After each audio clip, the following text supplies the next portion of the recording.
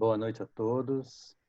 É sempre um momento de paz, de equilíbrio, a gente se encontrar aqui na casa de Jorge Niemeyer, um momento de alimentação espiritual para todos nós e que nos dá muita segurança, né, para continuar na nossa caminhada, no nosso esforço cotidiano.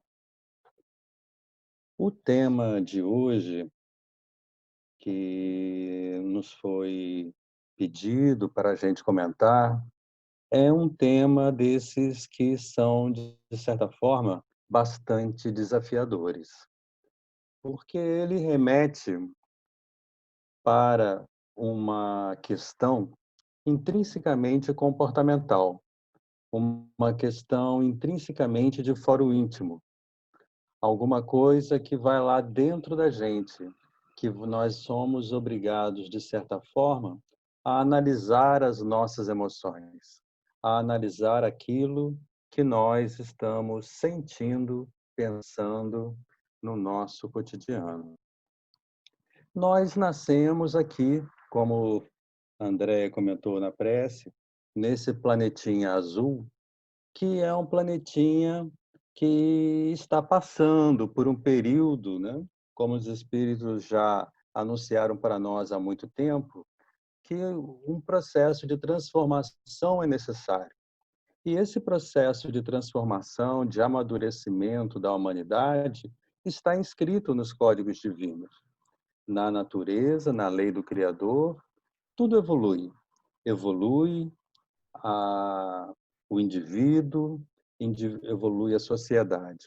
E nós estamos sendo chamados agora de uma forma mais, vamos dizer assim, vigorosa, para darmos um passo no caminho da evolução.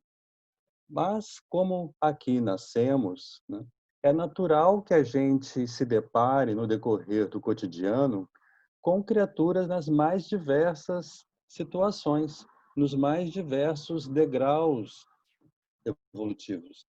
E se nós já temos a felicidade, podemos dizer realmente a felicidade de estarmos em contato com a doutrina espírita, em contato com a doutrina cristã, esperando transformar esse contato em alguma coisa que se reverta em uma ação comportamental, no modo de sentir, de viver, de se expressar, isso ainda não é, vamos dizer assim, uma questão plenamente aceita, resolvida pela sociedade em geral.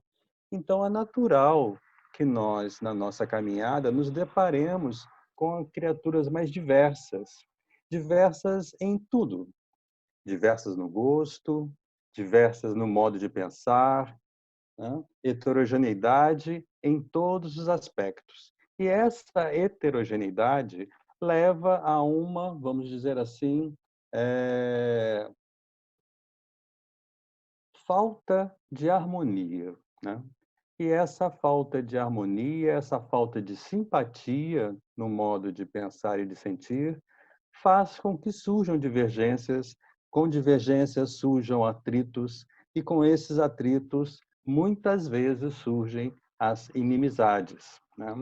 Nascem os ódios, nascem as aversões, e nós caminhamos para essa emoção que nos leva a esse tema da noite de hoje, que é relacionado às inimizades, aos inimigos, né?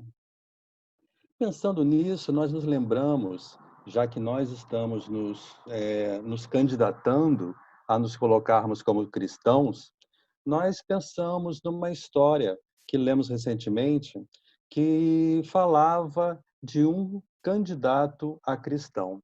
E esse candidato a cristão buscava renovar o seu caminho, porque ele andara durante certo tempo uma estrada, vamos dizer assim, tortuosa, né? E ele, em certo momento da sua vida, ele abraça a ideia cristã, né? Mas ele tem que olhar se agora, né, lhe parece que tem uma oportunidade de trabalho intensa, ao mesmo tempo ele tem um passado a corrigir, um passado a resolver, né? E nesse passado ele vai encontrar companheiros que não aceitam a sua transformação, companheiros que não entendem a forma como que ele agora começa a pensar, começa a agir. E isso, de certa forma, fala um pouco para nós a nossa própria realidade. Nós também somos, talvez, não desses que revolucionam, né, a forma de agir radicalmente, mas também estamos caminhando, buscando uma renovação. E também temos, se talvez não encontrarmos nessa vida, mas se olharmos mais para trás, talvez venhamos a encontrar aqueles que não aceitam as nossas transformações, que vão olhar para nós e vão dizer: enlouqueceu, né? Isso é falso. E então esse companheiro, ele começou a experimentar uma grande solidão, né, na sua caminhada. Ele começou a encontrar a aversão dos amigos, a aversão dos familiares, a acusação de todos aqueles com quem ele havia, vamos dizer assim, trabalhado de uma forma infeliz, né. Então ele começa um processo de desligar-se do mundo, né, não no sentido de abandonar o mundo, né, estar no mundo, mas servir a esse mundo trabalhando com Jesus, né.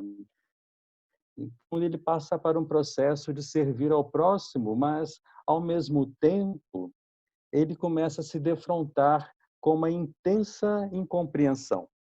Essa intensa incompreensão leva ele ao desafio de buscar mais do que ser amado, que é aquilo que nós, no nosso comportamento, muitas das vezes, infantil emocionalmente, buscamos, né? Normalmente, nós sempre estamos buscando ser amados, né? Parece que nós crescemos em tamanho, mas lá dentro da nossa emoção, a gente ainda é muito criança, né? Então, ele toma consciência que era preciso amar, precisava buscar o amor. E para não se deles esse precisava buscar esse amor para não se desligar do Cristo, não se desligar de Jesus nas réfregas, nas lutas cotidianas do dia a dia. Pois a gente sabe, né, ainda mais nessas fases que estamos passando, que as lutas do dia a dia são intensas, né? Se são intensas em alguns aspectos, né, para aqueles que estão afastados, né, com esse afastamento social, muitas das vezes passando por dificuldades emocionais, dificuldades psicológicas, né? Aqueles que estão trabalhando cotidianamente, né, nos seus home office, também enfrentam muitas dificuldades, né? As dificuldades aumentam, tudo é mais difícil de se fazer, tudo é mais lento e as exigências não mudaram, né? Eh, então, era preciso estar sempre ligado com Cristo para que pudesse praticar o amor ao próximo assim como a si mesmo. E ele, com tantas interrogações, esse companheiro com tantas interrogações, ele se encontra em certo momento tão sozinho, né, que não encontra muitas sugestões, muitas solicitações de como encaminhar-se, né? E ele passa por um momento que talvez vocês agora certamente vão se lembrar da história. Ele passa por um momento de um desprendimento espiritual numa noite de muita solidão. E nessa noite de muita solidão, nesse desprendimento, ele encontra, né, aquela criatura que era para ele o ser amado, né? Aquela criatura adorada que ele não mais não mais teve a oportunidade de ver, mas que fora muito responsável pelo seu reequilíbrio emocional interno.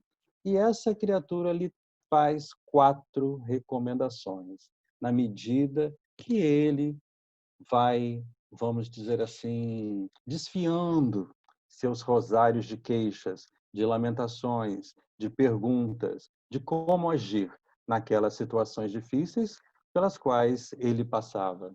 E ela coloca como número um, ama, perante as dificuldades, pelas incompreensões, né? Pelo o grande trabalho a fazer, né? E, ao mesmo tempo, como ele fala assim, ama, mas como superar todos os obstáculos, como fazer com que esse amor seja real em mim mesmo, como fazer desenvolvê-lo, a gente sabe da necessidade de amar.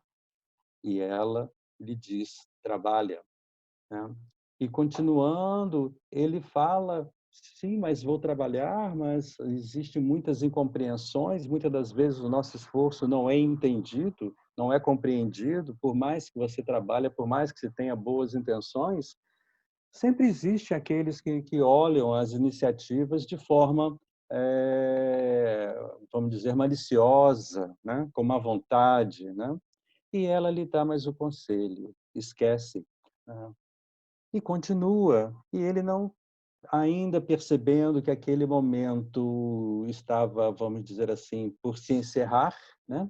Ele fala das agressões, né? Das agressões que sofreria, das agressões que iria passar, das incompreensões, das acusações que iria sentir, daqueles que lhe votariam profundas inimizades em face da sua nova crença, em face do seu trabalho. E ela lhe diz, perdoa, né? Então, essas 4 palavras de Abigail, né, a noiva adorada de Paulo, de Saulo de Tarso, são um tema para a gente começar a pensar nessa questão do amor ao próximo. Porque para amar ao próximo é necessário, antes de tudo, perdoar, né? Então, nós vamos caminhando, pegando aqui o gancho do Evangelho, né, do Evangelho segundo o Espiritismo, quando ele nos falou da nos falou, deixa eu ver se eu consigo compartilhar aqui, aqui, senta aqui, pronto. Creio que estamos vendo, né, a telinha aqui, né? Bem, e pronto. E Jesus, no Novo Testamento, vai nos falar de vários pontos importantes a respeito desse perdão, né? Desse amor aos nossos inimigos. Mas se a gente recuar um pouco, né? Normalmente nós somos levados a pensar na questão do olho por olho, dente por dente, né? Mas se nós recuarmos um pouco no Velho Testamento, nós já vamos observar que essa questão do amor aos inimigos já era tratada desde a época de Moisés em alguns textos, em alguns apontamentos, né? Se nós formos lá em Êxodo 23, 4 e 5, nós vamos encontrar a seguinte, uma afirmativa mais ou menos com esse sentido, né? Não está aqui textualmente reproduzido. Se encontrardes desgarrados o boi ou o jumento do seu inimigo, deixa eu verificar isso aqui, devolva, certo? Nós precisamos nos lembrar que o povo judeu, nesse seu início, né, era um povo, uma sociedade rural, primitiva, vivendo em pequenas aldeias, e também um povo cercado por inimigos, né? Então, o texto era perfeitamente aplicável, né? Ou seja, se você tiver alguém que é seu inimigo e essa criatura você encontrar se um pertence dele, devolva, né? E a coisa vai não crescendo, porque mais à frente, no livro de Êxodo, a gente vai encontrar, né? Se teu inimigo tiver fome ou sede, dá-lhe de comer ou de beber, né? Então, já se mostrava aqui uma outra necessidade, né, de você ver que vamos de não causar o mal, né, não tomar posse de um pertence que, né, que é do seu inimigo, né, a tratar bem, né, a não levar nenhum prejuízo, até tratar bem o inimigo num caso de necessidade, né. Então, isso já existia no Antigo Testamento, né? São textos que já existiam por lá. Mas o Evangelho segundo o Espiritismo, né, ele vem trazendo algumas anotações, lá no capítulo 12, dos comentários de Jesus sobre essa temática, né? E Jesus levou esse assunto para, vamos dizer assim, um outro patamar. Levou esse assunto do amor aos inimigos para um desafio maior para todos nós, né? E ele cita, né? Ouvistes o que foi dito aos antigos: amareis o vosso próximo e odiareis os vossos inimigos. Aqui vale um parênteses que essa frase, né, não se encontra ela praticamente textualmente no Velho Testamento. Eu, pelo menos, não encontrei, e o que eu procurei, de certa forma, se corroborava que essa frase, textualmente, ela não existe no Velho Testamento, né? Normalmente, com isso, nos remete à lei de Talião, né? Do olho por olho, dente por dente, né? Mas existem textos, existem expressões que levam a essa ideia no Antigo Testamento, né? Se a gente pegar aqui em Levítico 19, 18, ou Deuteronômio 23, 3, 6, nós vamos encontrar a ideia de que o próximo era apenas o irmão de raça, né? E de que ao inimigo deveria ser votado um ódio incondicional, né? Então, a gente vê aí a questão de um certo sectarismo, né? De um sectarismo que existia subjacente na cultura judaica, de ser considerado o irmão, apenas o irmão de raça, né? Os povos gentios, né, os outros povos, vamos dizer, eram de certa forma tratados como inimigos. Mas Jesus nos traz, então, sobre essa temática, um novo ensino, né? Eu, porém, vos digo, amai os vossos inimigos, fazei o bem aos que vos odeiam e orai pelos que vos perseguem e caluniam. O mestre nos propõe aqui, né, um comportamento que nos exige realmente esforço. E ele continua dizendo: se só amardes os que vos amam, que recompensa tereis? Digo-vos que se a vossa justiça não for mais abundante que a dos escribas e fariseus, não entrareis no reino dos céus, né? Esse registro está lá em Mateus. Ou seja, ser cristão não é alguma coisa que, vamos dizer assim, é conveniente no sentido de que nós, vamos dizer, aprendemos uma filosofia, aprendemos uma teoria, temos a mente iluminada por novos conhecimentos, e isso basta. A gente aprende aqui que não basta, né? A gente aprende aqui que precisa algo a mais, né? Nós somos filhos de Deus e Deus quer que a sua obra espelhe o seu próprio, vamos dizer assim, a sua própria perfeição, né? Então nós somos a sua obra viva e precisamos trabalhar a nós mesmos para atingir essa forma de pensar, essa forma de agir, né? Então, se já é um desafio para nós tratar bem o inimigo, Jesus nos propõe esse patamar ainda mais elevado. Vamos dizer assim, né, numa linguagem esportiva, né, é como se tivesse elevado o sarrafo, né, naquelas competições de atletismo, né. O comportamento esperado do cristão é outro, né? Não é aquele de ter somente o perdão da boca para fora, não é aquele de ter somente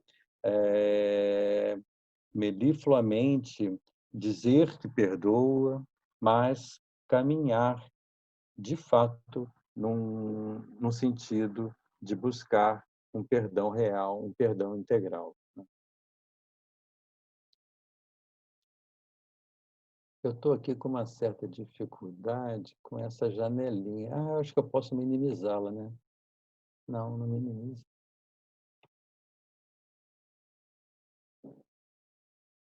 Bem, vamos lá.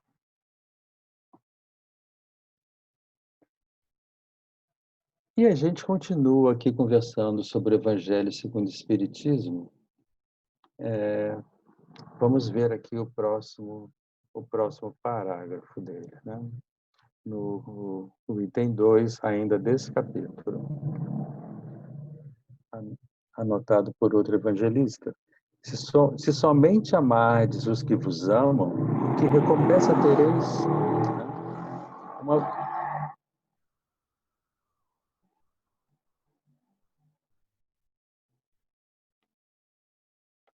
uma vez que as pessoas de má vida também amam os que as amam. Se somente fizerdes o bem aos que vô-lo fazem, que recompensa tereis, já que as pessoas de má vida fazem a mesma coisa? E Jesus nos desafia, né?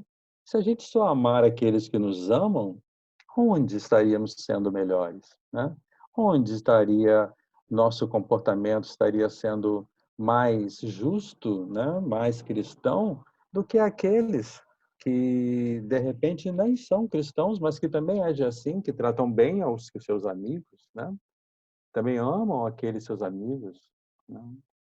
Mas quanto a vós, como ele diz, Jesus ensina, amai os vossos inimigos, fazei o bem a todos e emprestar sem esperar coisa alguma. Então muito grande será a vossa recompensa e sereis filho do Altíssimo, que é bom para os ingratos e até para os maus. Sede, pois, cheios de misericórdia, como cheio de misericórdia é o vosso Deus. Né? Aqui a gente vê algumas ideias aqui nesse texto, né, que são importantes, né? Fazer o bem a todos, né? Amar os inimigos, né? Fazer esse bem sem esperar nenhuma retribuição, é, é para ser considerado filho do Altíssimo, né? O que é o filho? Há em outro momento que Jesus fala, né, da questão do servo e do filho, né? Como, a, onde estaria essa diferença, né? A gente pode entender isso, né, quando que o servo está na casa, né? Ele serve na casa, mas ele lá não mora. Então, às vezes ele lá não está, né? Já o filho, não, né? O filho, ele, de fato, é residente ali. Ele está o tempo todo na casa. Ali é sua morada. Então, para sermos filhos de Deus, né, é importante que a gente esteja com o Pai, né, o tempo todo. Não sejamos daqueles que, quando tudo vai bem, né, nós estamos alegres, solidários, é, indo no sentido da cordialidade, da fraternidade. Mas quando as coisas se tornam difíceis, né? Quando somos chamados a um testemunho maior, nós vamos então abandonar essa casa. E essa casa é uma casa íntima, né? Não é uma casa física que a gente deixa. É a nossa casa íntima, é onde Deus deve fazer morada, é onde o Cristo deve fazer morada. É dentro de nós que a gente precisa, nos momentos de dificuldades, estar, né, sendo cristãos. E Allan Kardec vai, então, tomar desses 2 tópicos e fazer seus comentários, que a gente vai aqui repassar rapidamente, né. E essa é uma frase que Kardec começa o terceiro parágrafo, né. Se o amor do próximo constitui o princípio da caridade, o amor aos inimigos é a mais sublime aplicação desse princípio, porque a posse dessa virtude é uma das maiores vitórias alcançadas contra o egoísmo e o orgulho, né. Ao mesmo tempo, né, que Kardec nos fala isso, né, que é da importância, vamos dizer assim, desse doutorado em amor ao próximo, né, quando a gente já consegue amar até os inimigos, ele vem nos esclarecendo umas uns pontos a respeito. Pontos esses que muitas das vezes, quando se fala desse tema, a gente gosta muito de destacar, né. A gente percebe que é como se fosse uma coisa para nos justificar das nossas dificuldades, né. E Kardec explora esse assunto, mas vamos olhar para ele direitinho, para a gente não cometer enganos, né. Há um equívoco quanto ao sentido da palavra amor nesta circunstância, do amar os inimigos. Jesus não pretendeu por essas palavras que se tenha para com o inimigo a ternura que se dispensa a um irmão ou um amigo. E Kardec ainda afirma: ninguém pode sentir em estar com o inimigo prazer igual ao que sente na companhia de um amigo. Essas afirmativas são justas, são claras, não é verdade? Nós sabemos quando existem atritos, né, como isso abala, né, o nosso mundo interior, como isso faz com que a gente tenha que se esforçar para manter o equilíbrio.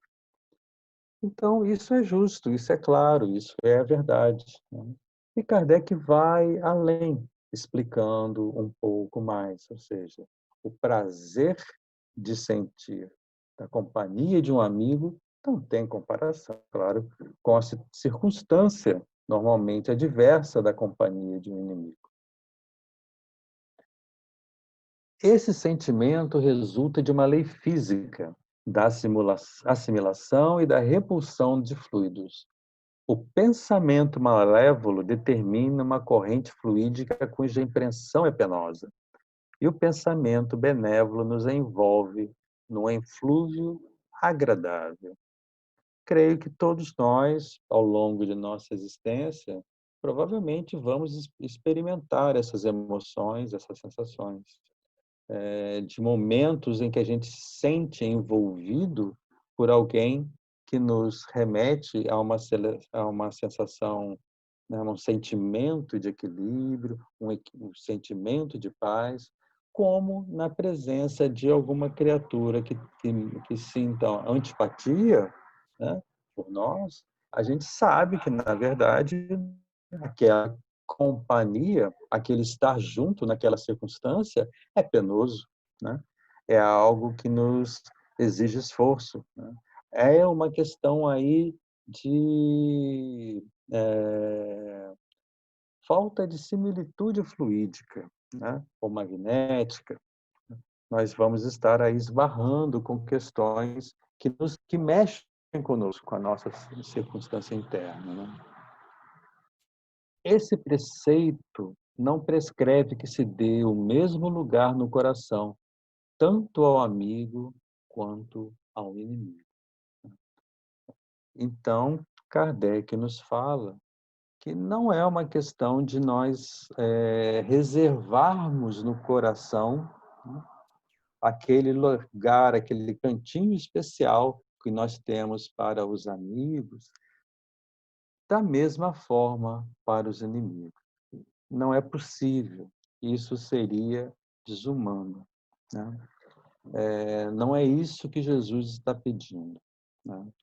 Mas então, se não é isso, nós nos defrontamos com uma nova questão. O que é, então, que Jesus está pedindo de nós nessa questão de amar os inimigos? O que é, né? Então, nós vamos encontrar também com Allan Kardec, né, no seu Evangelho segundo o Espiritismo, nos mostrando o que é amar os inimigos. Primeira coisa, né, é não lhes guardar ódio nem rancor. Ou seja, nós estarmos no nosso patamar vibratório sem se alterar em função de um rancor de alguém, né? Em função de uma aversão de alguém para conosco. Não sejamos nós aqueles que guardam rancor, aqueles que destilam ódio. Isso é o que é esperado de nós. Não guardar, né? No sentido de esquecer, que muitas das vezes se utiliza a palavra esquecer, nós não queremos dizer de esquecer o fato ocorrido, que de repente nos causou sofrimento, mas procurar entendê-lo, procurar colocar-se no lugar do outro, porque muitas das vezes o outro não tem a compreensão que a gente tem, né? Esquecer o sentimento, vamos dizer assim, de aversão, para não destilarmos esse mesmo sentimento. Esse é o sentido que nos dá esse, que eu consigo entender essa frase, né? Nem desejo de vingança, né? Nenhum sentimento de vingança, de revide, de revanche, né? Então, esse sentimento é alguma coisa que nós precisamos superar. É algo para nós trabalharmos, não termos desejo de vingança. Se o outro não nos olha com simpatia, né, aceitemos o fato e continuemos no nosso caminho. Se estamos corretos, se a nossa consciência não nos acusa, continuemos, né? Porque também nós vamos querer ter a pretensão de ser amados por todos, admirados por todos.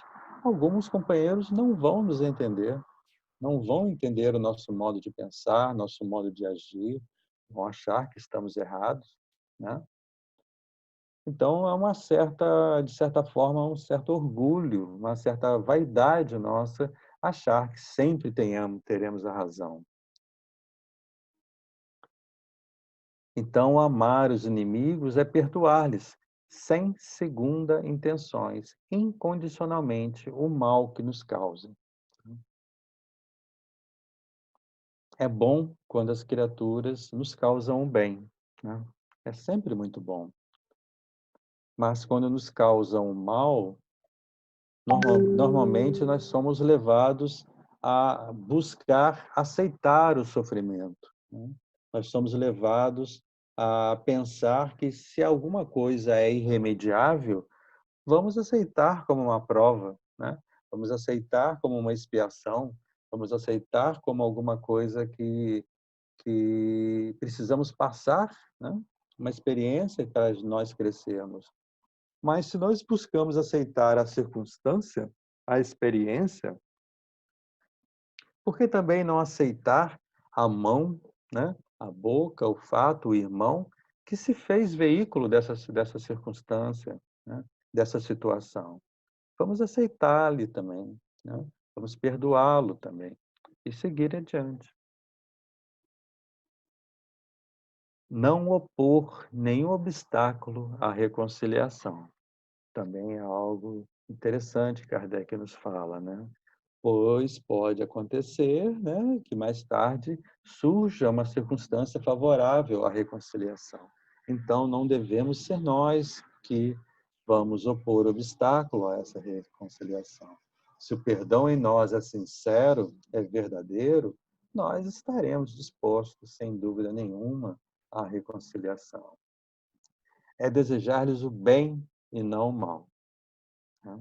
Desejar que eles sejam beneficiados, que eles sejam assistidos, que eles tenham vitórias na vida, né? Que eles tenham progresso na vida. Mesmo que nós tenhamos lá nos causem algum sofrimento, nos causem algum mal, né? Não é para o cristão motivo para ele desejar o mesmo, né? É regozijar-se em vez de afligir-se com o bem que lhe advenha. Continuando no mesmo sentido, né? Se o outro, né, foi beneficiado, se o outro recebeu algum bem na sua circunstância, nós vamos ficar felizes com isso, né? Com o bem que o atingiu. Afinal de contas, todos somos irmãos, né? É estender-lhes a mão, que socorre em caso de necessidade, né? Até, de certa forma, aqui, voltando à questão lá dita no Êxodo, no Antigo Testamento, né? Se o irmão precisar de ajuda, ajudemos, né? Não vamos fechar a nossa mão, fechar o nosso coração, por o fato de uma inimizade, que muitas das vezes essas circunstâncias, né, passam, né? E aquilo que foi um momento de aflição, de dor, né? Às vezes o outro nem percebeu que nos magoou e a gente fica ali carregando aquele sofrimento, né? Carregando aquela mágoa sem necessidade, sem necessidade. Isso acaba nos prejudicando acima de tudo, né? É abster-se, quer por palavras, quer por atos, de tudo que os possa prejudicar, né? Então, aqui é uma coisa importante, né? Nós temos, muitas das vezes, a língua um pouco solta, né? E gostamos de nos lamentar, né? De nos fazer de vítimas. Então, é importante a gente ter cuidado, principalmente nessas questões com criaturas que há uma certa falta de afinidade, né? Então, abstermos-nos de falar alguma coisa que não seja positiva, né? Alguma coisa que não seja boa do companheiro. Não darmos nenhum motivo a que eles sejam prejudicados. E, em última, é restituir-lhes todo o mal com bem, sem intenção de os humilhar, né? Mesmo, né, que a gente receba do companheiro o mal, como dizia Jesus, né? Restituir-lhe o bem. E isso tudo que Kardec coloca, né, para nós, no que era amar os inimigos, né, é alguma coisa que também não é fácil, né? Não é nada fácil. Mas é alguma coisa para a gente guardar dentro de nós, guardarmos, pensar sobre isso, porque certamente vamos encontrar na nossa caminhada companheiros que não se afinizam conosco. E a gente deve entender como algo natural, seguir adiante, né?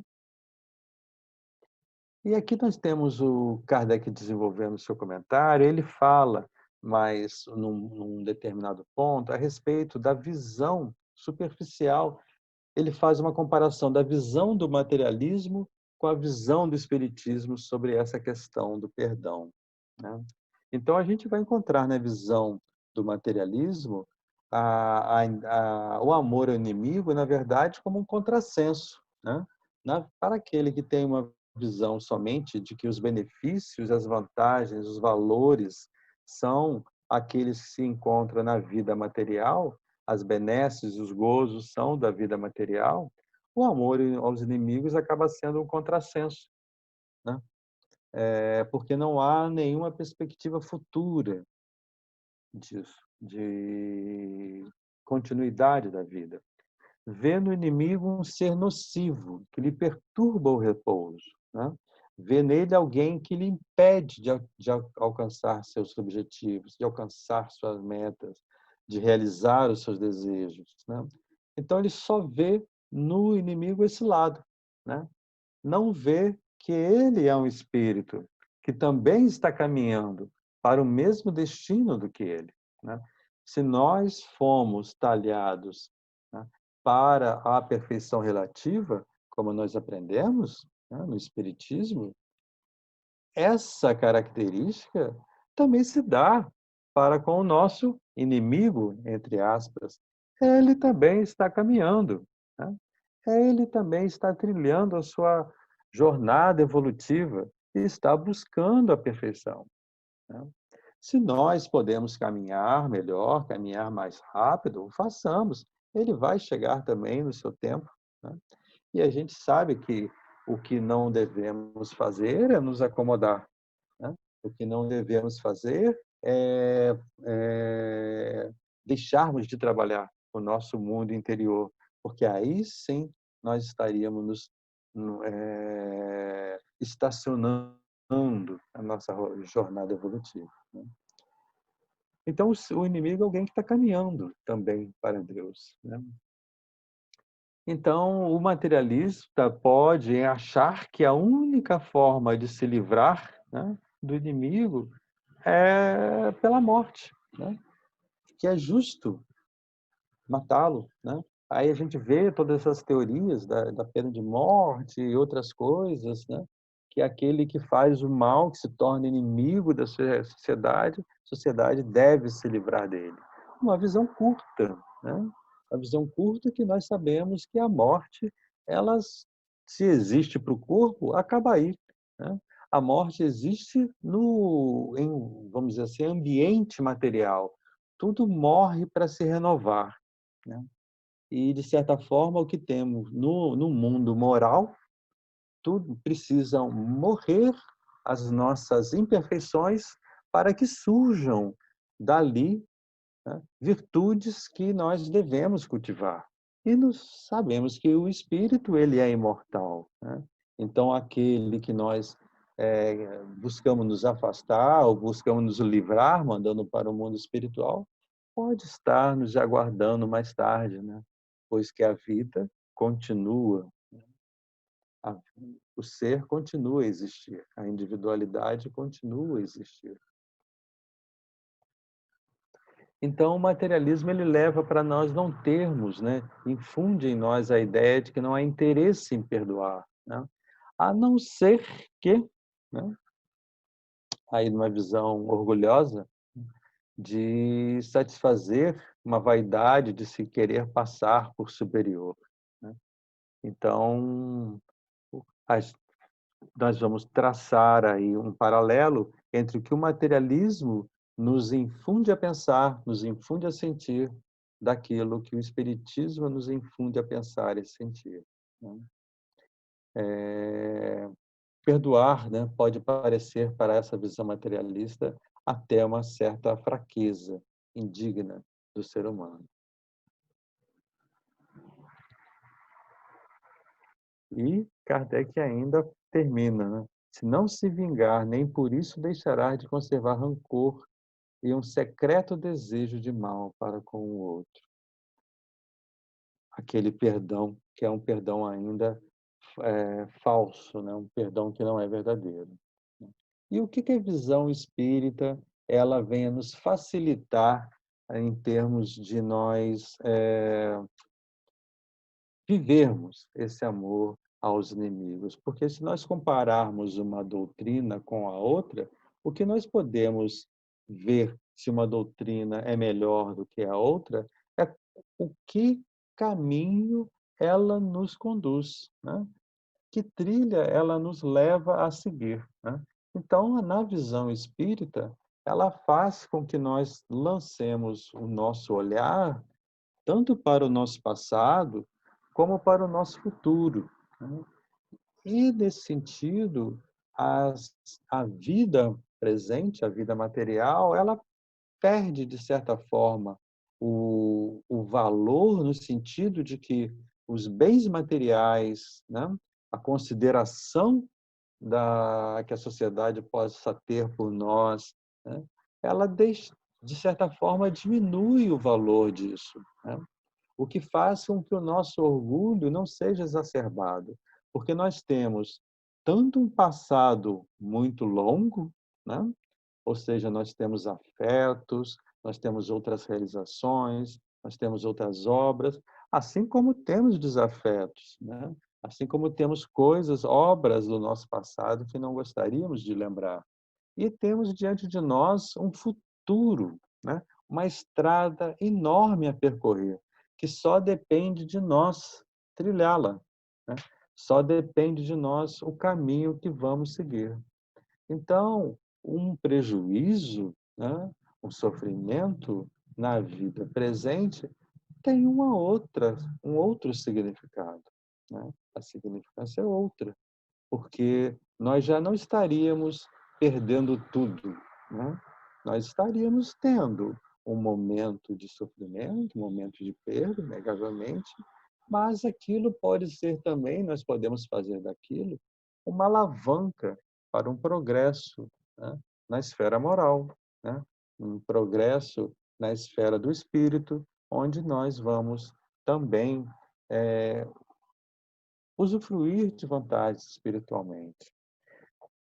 A gente já comentou, né, pela destinação da Terra, é natural que a gente se encontre com homens mais imperfeitos, né? E que, nessa circunstância, é natural que nos façam sofrer.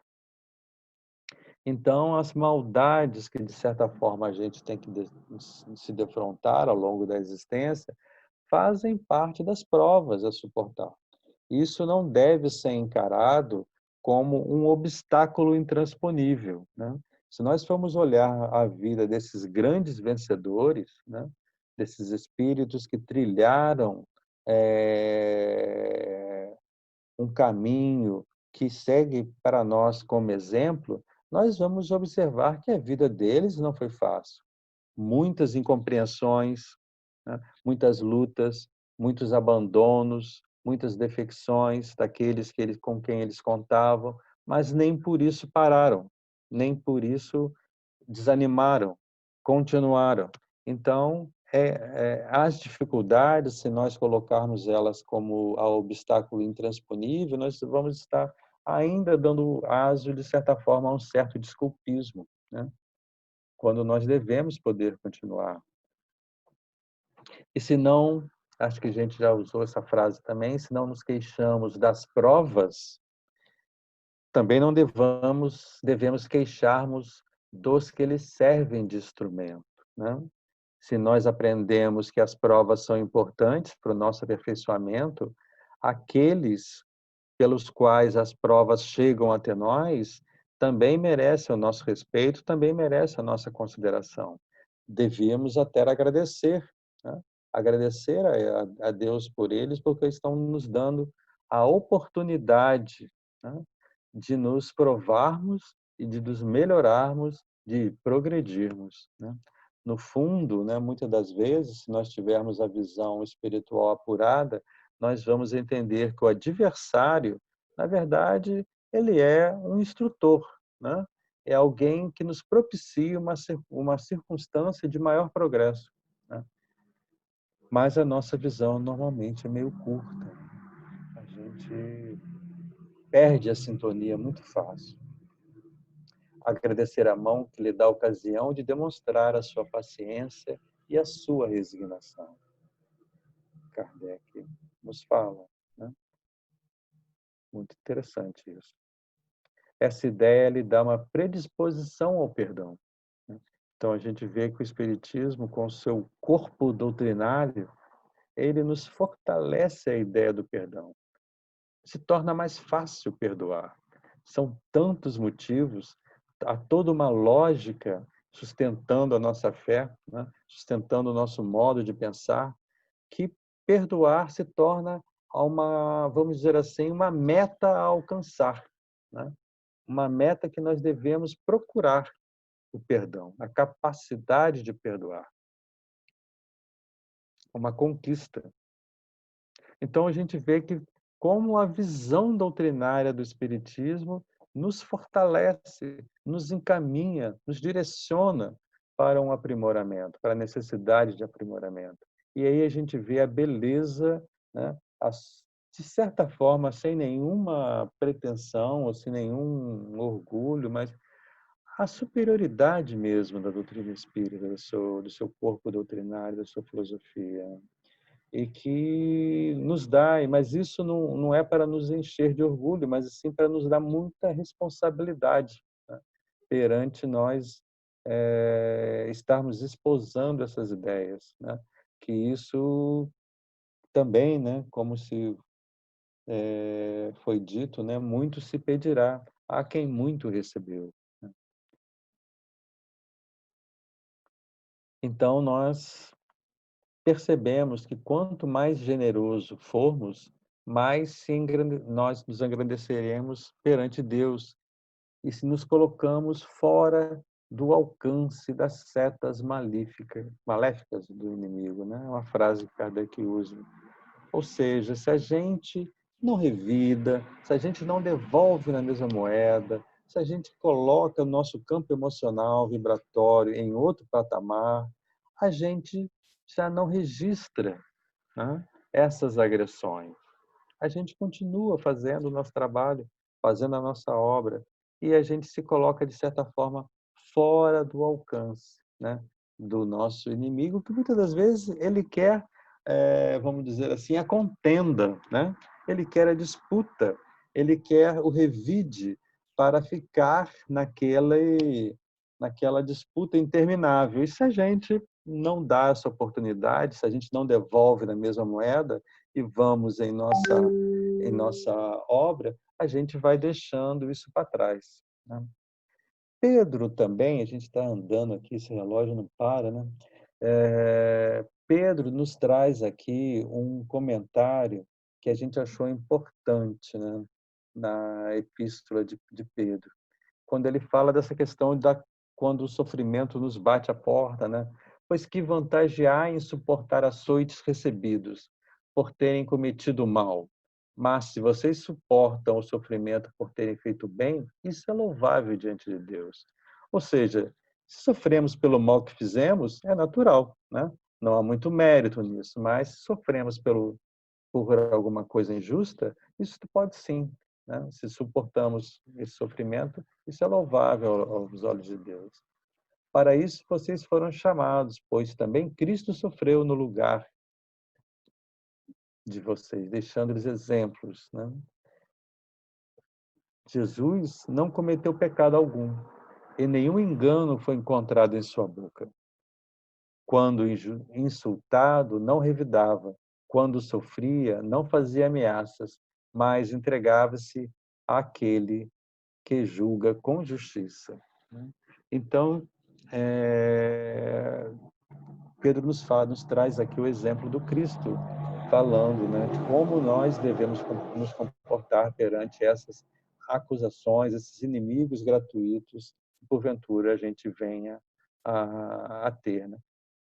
Não vamos tentar fazer justiça com as próprias mãos. Quem sabe julgar é Deus, que tudo sabe, né?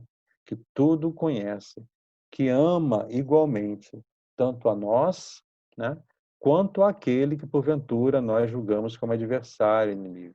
Se nós pensarmos que o amor de Deus é o mesmo, né, para nós e para o outro, isso nos leva isso pode nos confundir e nos levar a pensar de como essa visão de que o outro deveria sofrer não encontra eco nos códigos divinos, né? Perante Deus, são dois irmãos que não estão conseguindo se entender, né? Os dois são amados da mesmíssima forma, né? O amor do Pai para os dois é idêntico. Então, nós devemos nos colocar numa posição, né, nessa situação, numa posição de não nos sentirmos ofendidos, né, o que Kardec quer dizer. Né? Se nós nos colocamos numa posição espiritualmente elevada, aquilo não vai nos atingir. Né? Nós não vamos nos sentir ofendidos por insultos. Né? Isso ocorre também no mundo moral. Né? a gente sabe se o outro ainda está caminhando pensando muito na matéria e nós já estamos caminhando pensando nas realidades espirituais, vamos entender. Vamos entender que a visão do outro ainda é limitada, né? E vamos continuar o que nos convém. Compreender que o ódio e o rancor, né, nos rebaixaria, né? Então, se nós queremos ser como o filho, né, que não abandona a casa do pai, né, a casa do pai, essa morada, é dentro de nós mesmos, é dentro do nosso íntimo. Nós não podemos abandonar, não é verdade? Então, nós precisamos manter esse equilíbrio interior, né? Manter a nossa sintonia, para não entrar nesse caminho vibratório do ódio e do rancor, né? Que isso nos faria muito mal. Ora, para superar-se, para ter uma alma maior e mais generosa. E aqui ele toca nessa questão da oração, que nos é muito, muito, muito importante, né? Perante essas situações difíceis, nós orarmos, né, por aqueles que não nos compreendem, que não nos entendem, que nos encaram como os inimigos. A oração é o primeiro ponto, né?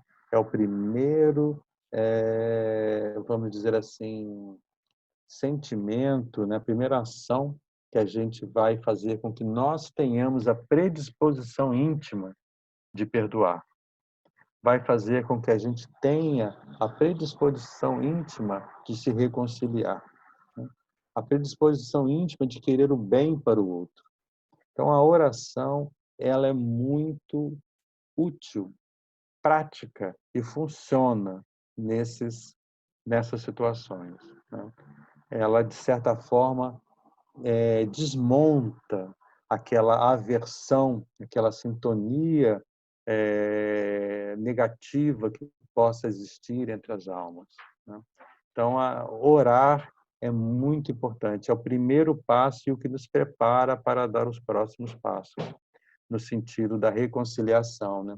Nos lembrando que Jesus, inclusive, nos falou da questão das oferendas, né? Que nós, se formos levar ao altar uma oferenda, se for fazer a nossa oração, irmos nos reconciliar com o nosso adversário.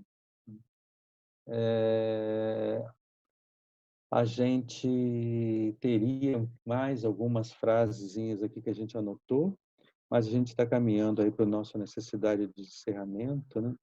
E eu acho que a gente vai ficando por aqui, porque essa questão é muito relevante para todos nós, né? Nós vivemos aí na sociedade esse momento de muitas intransigências, né?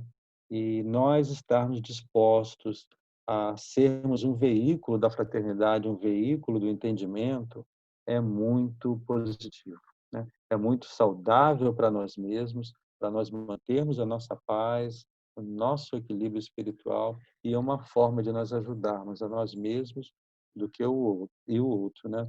Lembrando que essa questão do perdão, né, não é propriamente uma caridade para com o outro, é mais, acima de tudo, uma caridade para conosco mesmos, né?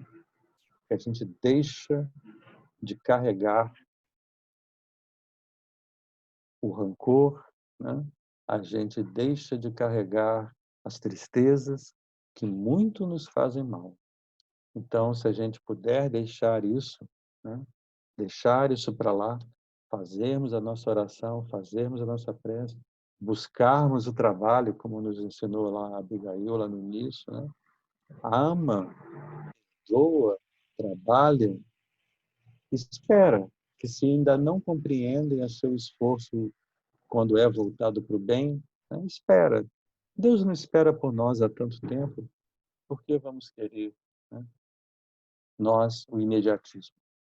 Então, vamos esperar também, que o tempo do outro é do outro, né? Vamos nós fazermos o nosso tempo, a nossa ação, o nosso momento, sabendo que agora é hora de agir.